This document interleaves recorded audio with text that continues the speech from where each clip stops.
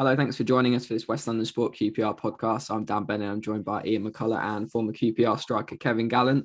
We've got some listener questions that we're going to come on to shortly, so thanks for sending those in. But before that, it's obviously now just 1 win and 8 for QPR after the game against Cardiff on Saturday. 2-1 defeat. It's a really strange game. I mean, QPR sort of dominated for large periods, certainly of the ball. Looked quite comfortable, that weren't threatening all that much, but I think they almost, in a way, they were too comfortable, and were undone in a few minutes and ended up losing the game they really shouldn't have done. But I mean, Warburton, wasn't he, and was really sort of quite frustrated, visibly frustrated after, and he's not usually like that. He's usually quite calm and quite measured. I don't lose my way very often, but that's not our second half. We can't be that. There's too good a group of players and staff in terms of togetherness to accept that last half an hour, 35, 40 minutes, whatever it was. But once the crowd, not the crowd's fault, they were hopefully enjoying possession, a couple of our ladies coming in, and suddenly your watches just dropped to testimonial pace, and that's not acceptable by us. But I mean, do you think, like, with his response and the things he said about obviously the pace in the second half and how slow it was and how disappointed he was, do you feel like he was spot on with that? 'Cause personally, I did. I think he sort of nailed it. Yeah, it's the angriest I've seen him since I've been sort of covering Rangers. And quite rightly as well. It's the most disappointing result of the season, I think.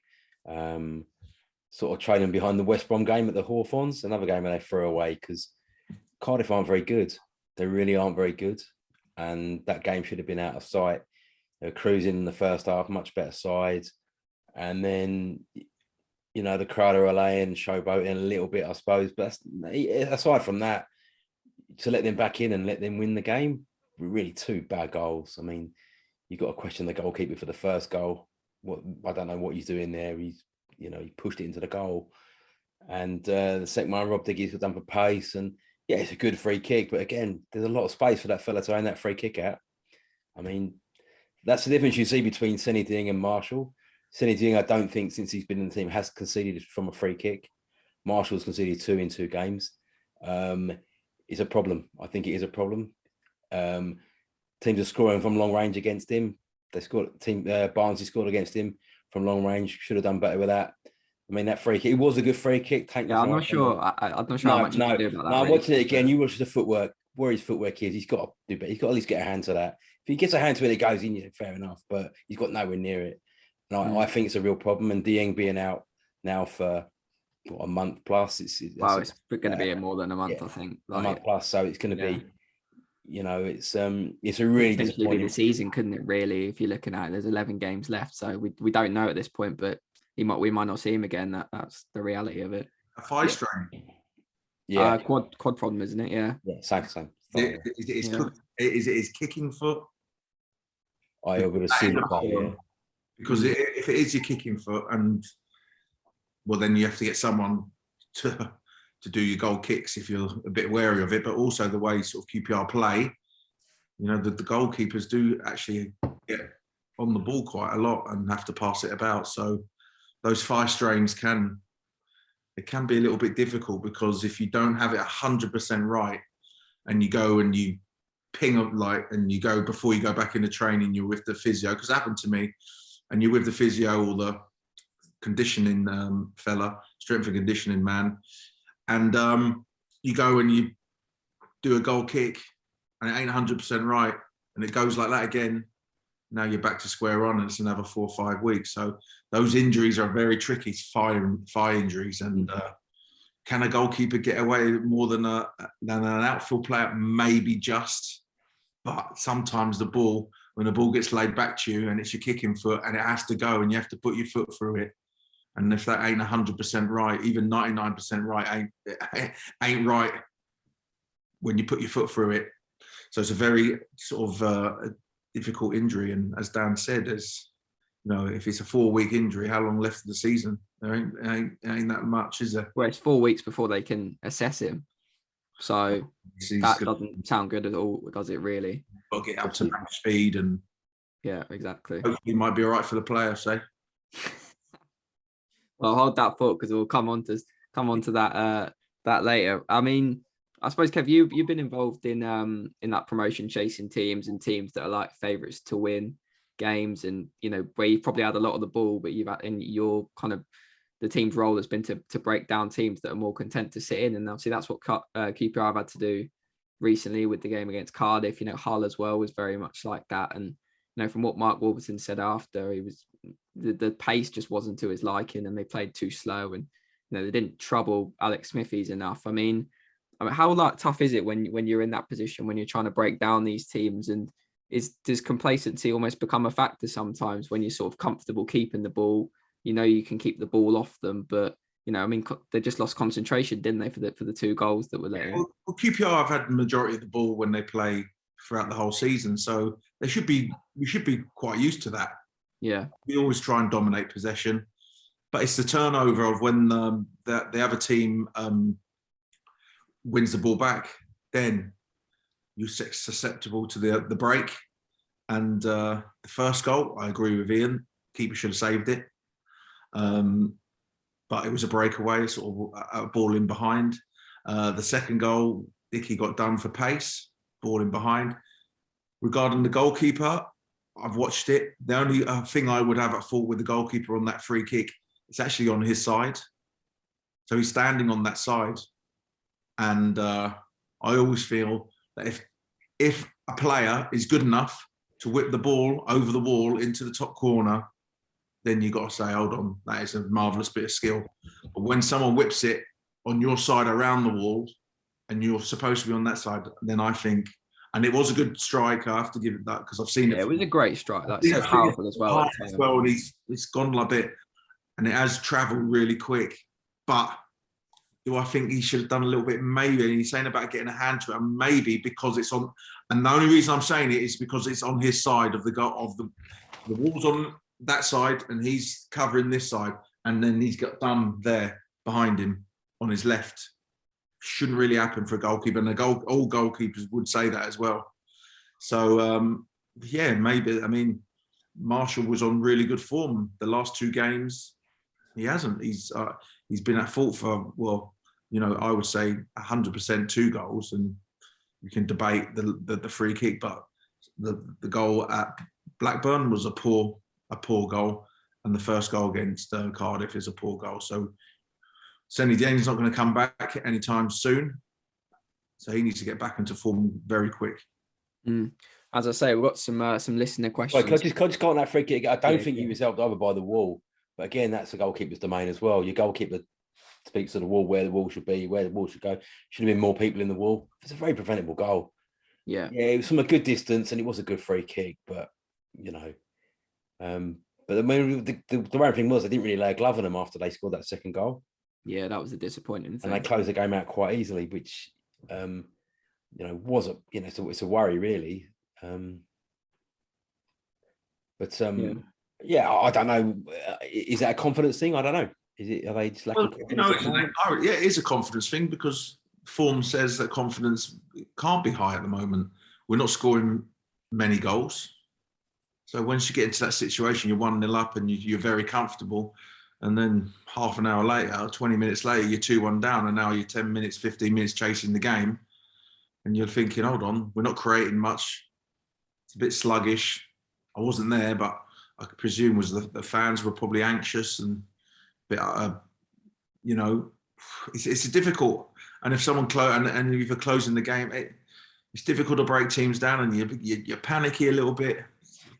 But you're 1-0 up, you're cruising. You shouldn't be losing 2-1 when you're at this stage of the season. Yeah, absolutely. As I said, we've got some listener questions in, so thanks for everyone that tweeted in. We'll try and get through as many as possible, but we'll probably end up coming on to some next week, possibly. We won't get to all of them. The first one's from @Mackie106 on Twitter, and he says, "Do you think our summer business hasn't lived up to expectations, i.e. Austin, Johansson and Gray?" Kev, I'll turn that one over to you first. What do you think? Do you think that, there was a lot of expectation, weren't there? Especially for Johansson, I think, coming in. It's not been as good recently. Not sure about the other 2 really, but what do you think? Yeah, I would agree with what you just said, Dan. Johansson, I think he's had a decent season, but obviously not as good as what he was from January to May last season. He was excellent. I think he's had a decent season. Austin and Gray, not so much. But I sort of knew that Austin was. He came in last season. He scored some vital goals. He was out. He was in. Scored the odd goal, and this season just looks off the pace.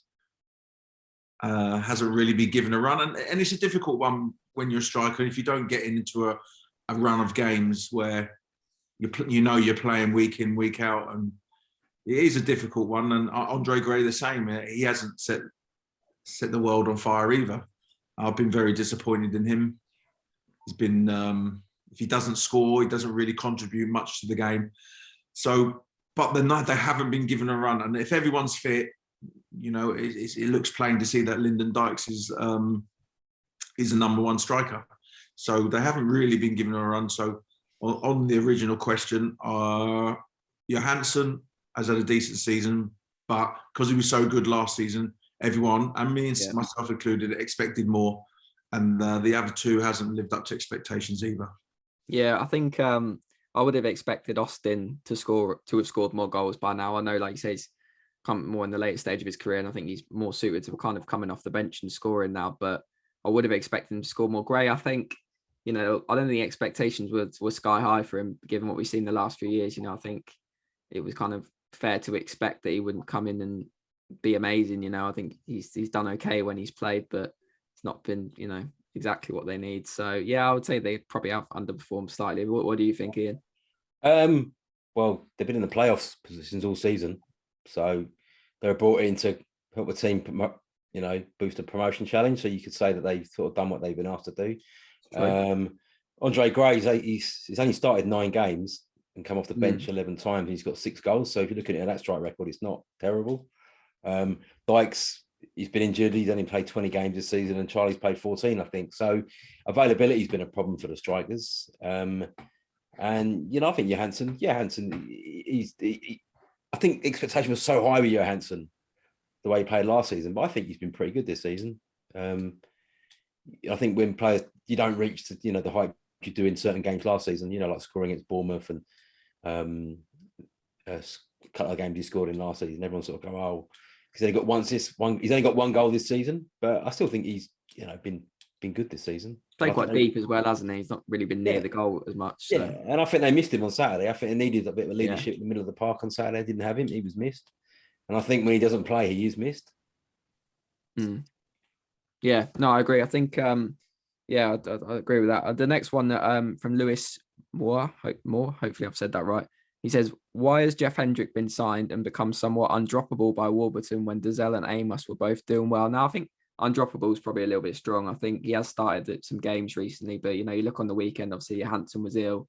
So I think if Johansson's not available, I think one of Johansson and Hendrick are going to play all the time. But, it makes a point is Hendrick has played a lot of football since he came in, and he wasn't great on Saturday. He did play quite well against Hull, I thought. But, what do you think, Kev, about Hendrick? What have you made of him this season so far? And, have you been impressed by him or? I think he's done all right. I think he's a steady player.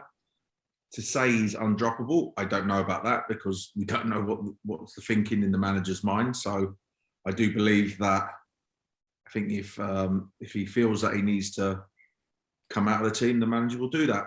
But Jeff Hendrick hasn't come from Newcastle to QPR not to play. And do you know what I mean? You don't step down. And I know he wasn't playing at Newcastle, but when you're from a Premiership team and you come down to a Championship team, it's sort of to say, look, I'm here. I need to play because I need to sort myself out for next season. And if I don't play here, then I'm wasting my time here as well. So I think he's just been steady. I've always thought he was just a steady 6 out of 10 player. If everyone was fit, would I play him? I would go with Field and Johansson ahead of Hendrick.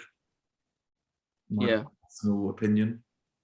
I would too, I think, as well. I mean, I think it's quite an important role, isn't it? The one alongside Sam Field, because he does what he does. He's more a defensive-minded player, and he's very good at what he does. And he keeps things ticking over in the middle of the park. So that person alongside him, I think, has to be quite creative. And Hendrick wasn't really that on Saturday. You know, he tried a few forward passes that didn't really come off, but you look at him against Hull, and I thought he was good. I thought he was quite creative from that position, and he sort of an up and down sort of player, similar to Amos, where Johansson is someone who's a playmaker, gets on the ball and makes things happen, and can pick a pass and find a pass, a bit like Dazelle. So I mean, Dazelle's very sort of, if you're looking at a sort of a type of player of what Johansson is, it's Dazelle. He's more of a passer.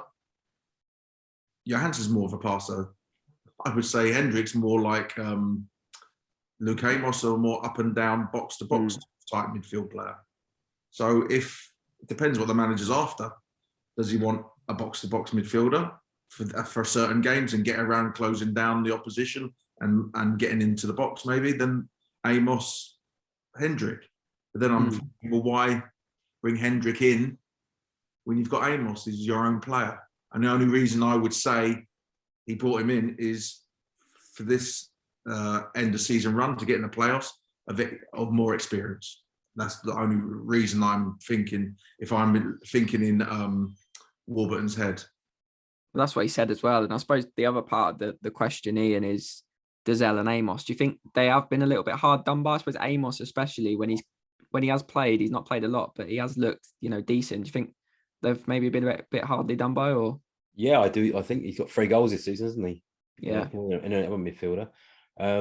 Played really well against Reading. Won the game against Blackpool. And got dropped. Right. I think he can feel a little bit hard done by.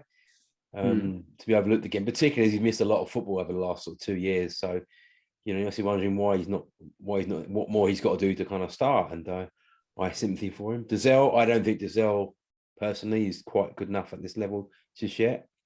From what I've seen of him, he flashes a few nice moments on that, but I think there's a reason why he's not playing. You go back to that game against Stoke, it was over Christmas. I think he had a really bad game that game.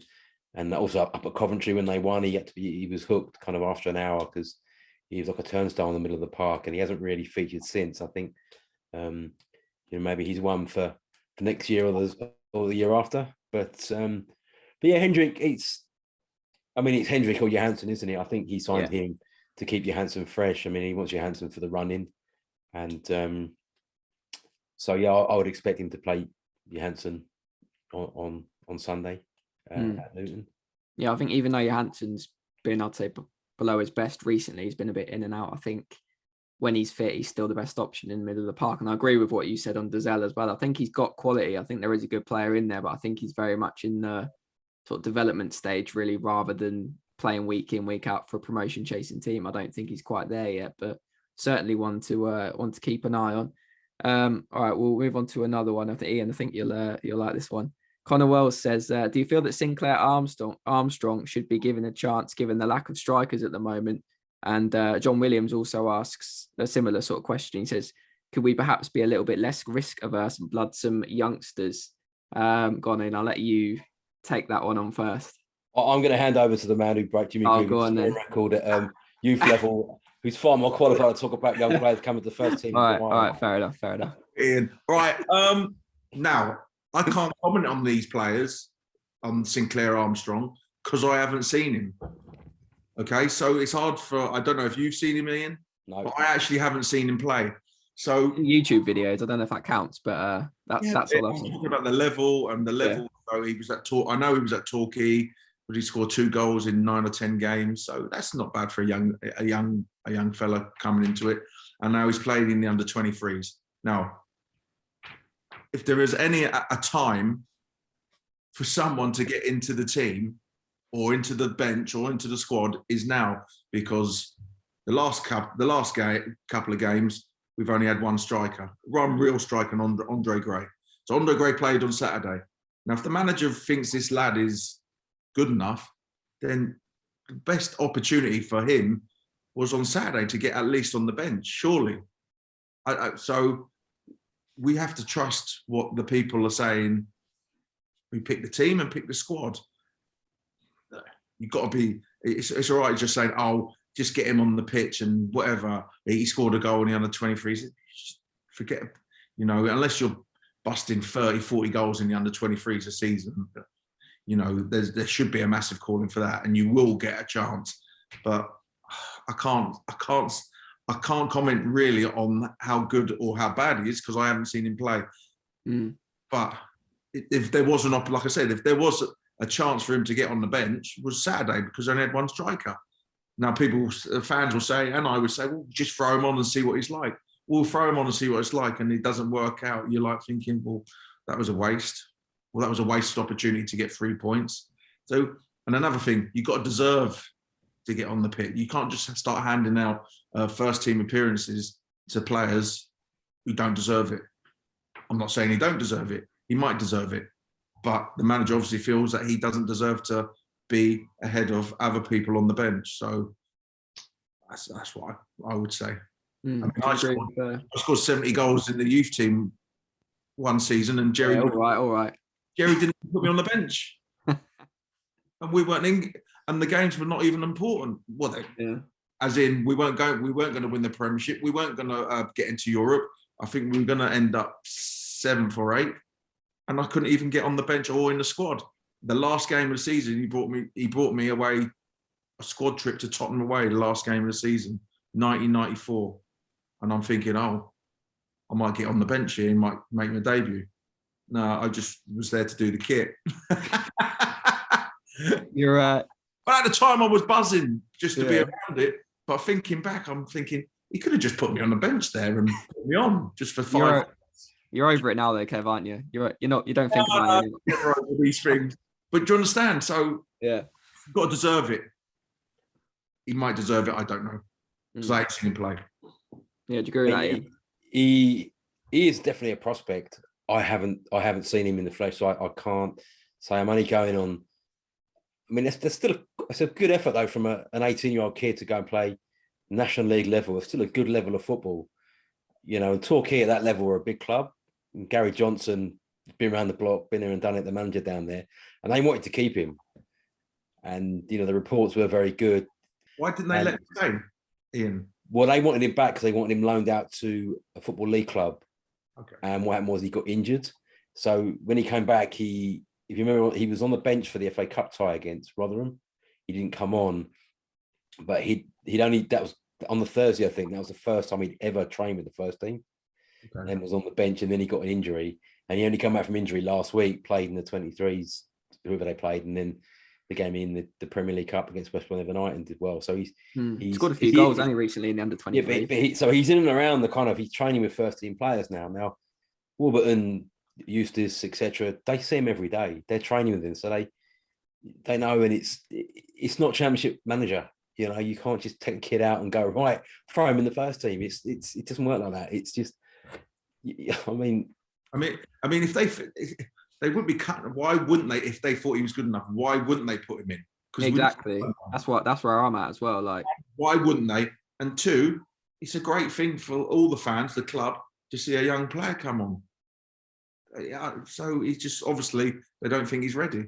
I just think you got to trust the coaches, haven't you? Like Ian said, they watch him every day. I think he is an exciting prospect, and I think there's been times where you look earlier in the year where Warburton's named like 5 or 6 subs, and you think maybe just put him on the bench. You might, give a bit of a lift, and everyone like to see him on the bench. But at the same time, like you said, Kev, you can't just hand out first team appearances. And if the manager genuinely doesn't feel that he's done enough to earn a place in the first team squad, then he doesn't want to be giving false impressions out, does he? And say, right, you've done enough, because then he'll be thinking, I must be doing well. And maybe, they're not I'm not saying they're not, but then, maybe they feel like he needs to do more. Then you like other pros like knocking on the door. Don Ball, why aren't I playing? George Thomas, why aren't I playing? Why is he playing? George Thomas wasn't even on the bench on Saturday, I don't think. So I'm just saying, this is what a manager has to deal with. It's not that. It's when on the Monday morning when you got the knock on the door and then you're having an argument. Yeah, and I think why are you playing him? I'm better than him. Well, you got to prove it. I approved it, and honestly, I've been there. Sound like you're speaking from experience. Knocking on the door. Why not? Yeah, I think to answer John's question as well, he sort of asked about whether they need to use a few more youngsters. I think it's very difficult when you're in the midst of a promotion race to start putting young players in. What young players? What's these young? Who are the young players? Yeah. It's all right saying throwing young players, but I mean, like we say, Sinclair, I suppose, one, you've got like Duke McKenna, people like that. And they've got loads of them. Yeah. Chelsea don't throw in young players. I'm just saying, like, who are these young players? It's all right saying, I'll throw in the young players. If they're not better than the ones you got, the majority of the fans on the Saturday at 4:45, all they care about is 3 points. Not that, I'm not saying every fan. I'm saying 99% of fans, all they care about is 3 points on the Saturday, going to the pub, having a drink with their mates, having a drink, going in Monday morning and giving their mates who support other clubs, we won, did it, and all this. That's reality. I think, like, obviously, if QPR was sitting mid-table, I think this would be a different conversation. You think, well, maybe it is time to give young players a bit more opportunity, as we've seen before. But I think, given where they are now, that they're where they're going for, I just don't think it's the right time to start, taking risks. To be honest, I think they've kind of got their settled guys who they know what they can do. So, do you have something to say as well, Ian, about that? Yeah, well, it's just people trying to say, oh, surely Sinclair Armstrong is better than Dykes, Austin, and Gray. Who that's absolute madness. I mean, what planet are people living on? Someone that's trained with the first team 4 times. You're trying to say they're better than a player that scored kind of 60-odd goals for QPR. Come on. And this is Warburton's view is like, he's 18. Let's not put pressure on him. Yeah, exactly. They're viewing you hype him up, but development, aren't they? Prospect at the moment, which is, he's 18, so fair enough, And the next thing for him, they're looking at where they're going to send him out on loan, where the league, that's Warburton's. When we spoke to him about it, was his next loan will be the most important thing for him, where he goes. Yeah. If he goes to a League One club and starts banging in goals, then you go, okay. Remember, McCullough Bond scored 27, 28 goals at National League level when he played for Leyton Orient. So do you know what I mean? That's what we're talking about. It's not, not 2 goals for Torquay on loan. He's not. There's no way. And a lot of the fans saying he's not good enough for QPR. Yeah. And he scored in the Championship for Elton, and he scored a few this year in League One. And but a lot of people are saying, well, he's not really the answer. But you're saying someone who scored 2 goals in his whole career, men's football, is good enough. I don't know. I haven't seen him play, and I keep saying that. He might be. We'll have to wait and see. I think it's just because, like you said, the lack of strikers at the moment and the fact that none of them have been on fire, that's what's kind of led to it. It's easy to look at the young guy who sounds like an exciting prospect. That sort of goes back to Macaulay Bond, Dan. Yeah. Is there a possibility of bringing him back in January? Yeah. I mean, he's our player. We bought him for £2 million. He's our player. Yeah. Yeah, exactly. All right, we'll do this last one quickly then. I think it'll put you on the spot a little bit with this one, but Sean 978 on Twitter says, do the panel think QPR will still make the playoffs? And similarly, David Hadley asks whether we think that QPR have what it takes to get themselves together and get over the line into the top 6. Kev, what are you saying from what we've seen in the last few weeks? How are you feeling? Last few weeks, you would say no. But then if you scroll back your mind from August to early part of January, you say, yes, you've got to get back on track quick. The quicker, the better, because I sort of thought we nipped it in the bud with the victory over, was it Hull? 1-1 Hull. The victory over Blackpool. I thought we sort of nipped that in the bud, and then you follow that up with 2 defeats. And now a massive game on Sunday against Luton, who've just gone above us and taken the playoff spot off us. Is that right? They're 6, 7. So the sooner that we start getting back to winning, and also performance-wise, playing better. Obviously, playing better for the better of getting in the playoffs. At the moment, that is a very tough question. Will we get in the playoffs? I'm being right honest right now, and I don't like to go on emotion, but I will. At the moment, I'm a bit doubtful about it unless we get back on track. I'll have a better answer for you, Dan, on Sunday afternoon, if I'm honest. Yeah, no, I agree. I was going to say that as well. I think that's such a big game, and if they can get back on track in that game, that would be a big factor in my decision. I think I'm also a little bit doubtful. I think they'll either finish I'm just going to sit on the fence a little bit. I think they'll either finish 6th or they'll finish just outside the playoff spots. But I don't know what. I can't call it. I don't want to call it. I don't know. I really don't know. What do you think, Ian? I think the next 2 games will kind of basically decide. Yeah. When you look at, you've got like Luton away, Forest away, Peterborough at home, and you've got international break. So they've got to look at it like these almost 3 cup finals. You've got a whole week to prepare for this game on Sunday. It's too early to say if it's.